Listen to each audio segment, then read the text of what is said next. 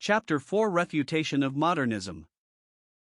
These matters concerning the understanding of the Bible may be considered in the light of jurisprudence, and subjected to the universally acknowledged laws of evidence. Point 34. The case may be stated as follows: is the Old Testament a true narrative of fact or a creation of falsehood? The decision must be the latter if the views of criticism are correct. Documentary or written evidence is to supply the testimony by which judgment must be reached. Let our examination be conducted in accordance with the rules and principles which govern courts of justice. The charge is that the literary prophets and the schools of Deuteronomistic and priestly writers compiled the Hexateuch, much of it their own creation, which they combined with ancient myth and legend. Their labors are supposed to have extended over at least 3 or 4 centuries. The question is, did they practice this piece of deception upon their nation, or did the prophets and men like Ezra and Nehemiah simply revive, freshly emphasize, and apply a body of legislation which had served from the beginning as the foundation and constitution of the Hebrew people? The issue turns upon the character of these men, their competency, truthfulness in presenting what came under their observation, and the degree of accuracy with which they record passing events. If their credibility in these respects can be established, the greatest possible sum of probability will exist that they did not practice such deception as that in which the critical views involve them, and therefore, the Pentateuch existed from the beginning in the form in which we now possess it, and was in fact a possession of Israel from the time of their invasion of Canaan. Now, the credibility of these witnesses is capable of ready moral demonstration if we will put the nature and character of their testimony to the test, bearing in mind the essential marks of difference between true and false witnesses. These writers record transactions with such detail as to persons, places, customs, and circumstances that these narratives must be considered unimpeachable evidence that they possessed ability to discern and comprehend what was before them, evidence that their opportunities to observe were of the best, that a high degree of accuracy marks their records, and that their integrity in relating them cannot be questioned. The sum of evidence is competent, therefore, by reason of number and variety; it is cumulative in character, and conclusive by virtue of the unity of result, found coupled with manifest diversity. Here, then, this rule of law may be applied. The credit due to the testimony of witnesses depends upon the following conditions: first, their honesty; second, their ability; third, their number and the consistency of their testimony; fourth, the conformity of their testimony with experience; and fifth, the coincidence of their testimony with collateral circumstances. First, as to their honesty. Here they are entitled to the benefit of the principle derived from the general course of human experience, that men ordinarily speak the truth, when they have no prevailing motive or inducement to the contrary. That no such motive or inducement existed with these witnesses is manifest, for their testimony was decidedly adverse to their best worldly interests. Because of it they suffered greatly and labored under constant disadvantages, for it is evident that there was an influential school of so-called prophets in court circles which resisted them and used the powers of government to persecute them, while the people also generally scorned these men and despised their message.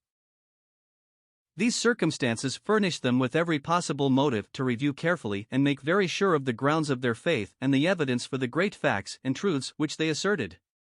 These motives were pressed upon their attention by sad and painful experience. It was not morally possible for them to be deceived. If, in company with those writers and redactors whose literary work it is considered these prophets inspired, they were actually employing deception in producing such literature as the Hexateuch, then surely there was present in their circumstances every conceivable motive for abandoning this course of falsehood and ceasing their fraudulent work. Plainly they were men of our ordinary constitution and of our common nature. They were swayed by the same motives, animated by the same hopes, affected by the same joys, subdued by the same sorrows, agitated by the same fears and subject to the same passions, temptations and infirmities as ourselves. Their writings show them to have been men of vigorous understanding. There is no motive to be found for the fabrications which critical views make them responsible for having produced. Again, we cannot read their writings without feeling that they were good men, of tender conscience, acting under the influence of an abiding sense of God's presence. They abhorred falsehood. Yet if the critical views are correct, they were producing works characterized by imposture, and known by them so to be. From the absurdity in which these views involve the whole matter there is only one escape. It is to acknowledge that these writers were testifying in regard to an already completed work, carefully considered and accepted as the truth. If they compiled or wrote books in which they testified that Moses made speeches, performed acts, enacted laws, most of which were their own creation, they certainly were sensible of the falsity and imposture of the procedure. But all the evidence goes to prove that they were not knaves, but honest men. Their ability is plainly established by their extant work. They were not only good men, but also men of sound mind, and quite evidently of at least average and ordinary intelligence. As to their number and consistency, the prophets, the psalm writers, Ezra, Nehemiah, and the others provide a great assemblage of witnesses. In their writings they give the required concurrent testimony, even though they were not contemporaries. There is consistency throughout, and its force is not lessened in a merely legal sense, even though the claim is granted that discrepancies exist in the recording of the same events. On the next point, conformity of testimony with experience, that would, of course, at once be denied them, since they deal in the main with the supernatural and miraculous. Where inspiration and revelation are claimed, testimony proceeding from such a source cannot expect to be considered in conformity with experience. The writers must either be deceivers or deceived in this matter, for criticism does not allow such things, since they are contrary to human experiences, they are, therefore, incredible. So say the radical critics. But if we are permitted to infer from what we see and know, that there is a supreme being by whom this world was created, we may with equal reason certainly believe him capable of works which we have never yet known him to perform. It is not irrational to believe that such a God, for purposes of revelation, would depart from his ordinary course of action and thereby give necessary attestations of himself. Nor can it be shown that the testimony in question is not in conformity with what might be expected as a result of such supernatural experiences. That these experiences were real is at least suggested by the vital difference and evident superiority of their religious testimony over that of all others of a religious nature outside the Bible. Finally, the coincidence of their testimony with collateral facts and circumstances otherwise known cannot be successfully denied. Variety and minuteness of detail are usually regarded as certain tests of sincerity, for a false witness will not willingly detail circumstances in which his testimony will be open to contradiction, nor multiply them where there is danger of his being detected by comparison with other accounts, equally circumstantial. He will deal, rather, in general statements and make broad assertions, and will endeavor to employ or invent such names or particular circumstances as best promise to be out of the reach of all opposing proof. This is not the way of the biblical writers. In the testimony of true witnesses there is a visible and striking naturalness of manner and an unaffected readiness and copiousness in details of circumstances, without regard to the ease or difficulty of verification or detection. This is the manner of the biblical writers. Under this head there is also the growing witness of archaeological discovery, to provide the needed coincidence of testimony with collateral and contemporaneous facts and circumstances. The abundant and minute references to manners, customs, and many other matters of time and environment which mark all the scriptures, afford plenty of opportunities to apply the archaeological test to the truthfulness of the whole record. There is no formality about them, preface and explanation as though introduced by design. On the contrary, there is a striking naturalness, rarely, if ever, present in creations of fiction. Such features are also to be noted as the absence of all parade of the writer's integrity, any anxiety to be believed, or to impress others with a good opinion of themselves, or effort to excite wonder or astonishment at the greatness of the events they record. Complete is the evident assumption that well-known events are being recorded which are undoubtedly to be believed, like any other matters of public history.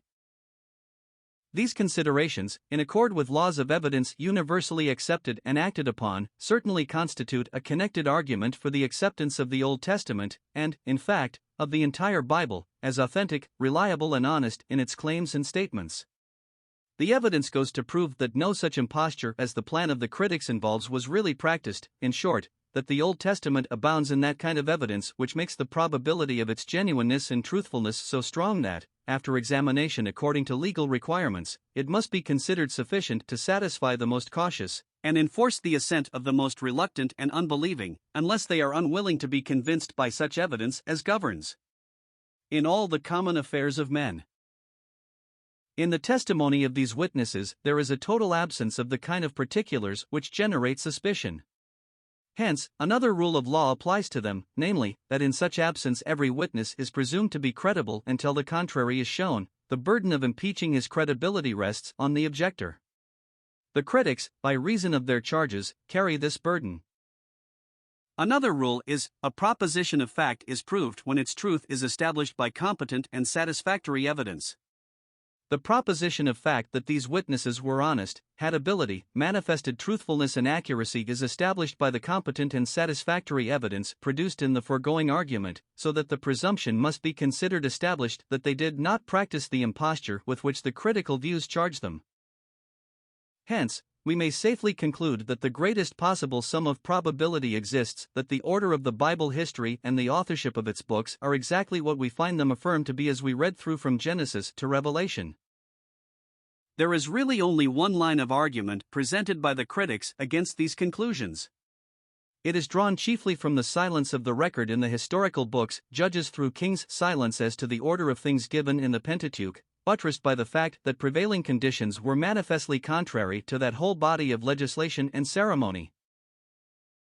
Now, if these books of history had been written as part of the design, and with the purpose in view, which criticism claims, that of supporting and emphasizing the Deuteronomic conception first promulgated as national law in Josiah's reign, it is not reasonable to conceive of this history being written without its compilers making quite constant reference, more or less full in detail, to the fact that all the conditions described were contrary to that central and all-important conception which these Deuteronomistic writers were imposing upon the Hebrew people, commencing with the reform movement of Josiah's day.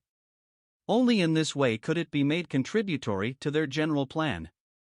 This is not the case, the critics being witness. But if both as to order of production and also of history these books follow after the Pentateuch and Joshua, there is consistency and unity in the whole series. There is none if we are to conceive that the major part of Deuteronomy, found in Hilkiah's book, comes first, the Judges Kings series later, and not until a century or two later still the completed Pentateuch as now in our hands. The explanations given by the critics of these historical books is not demonstrative of their claims as to the origin and making of the Bible, for it is more reasonable to consider this history to be a record of decline from original establishments and constitution than of evolution out of pagan conditions. This will receive further consideration in Chapter 6. 34. In this chapter, the line of argument employed by Professor Simon Greenleaf, Doctor of Laws, a writer of the highest authority on legal subjects, in his valuable work The Testimony of the Evangelists, is adapted to the problem under discussion here. Though used relative to another matter by him, it was one, however, very closely connected in nature and evidence with our present subject.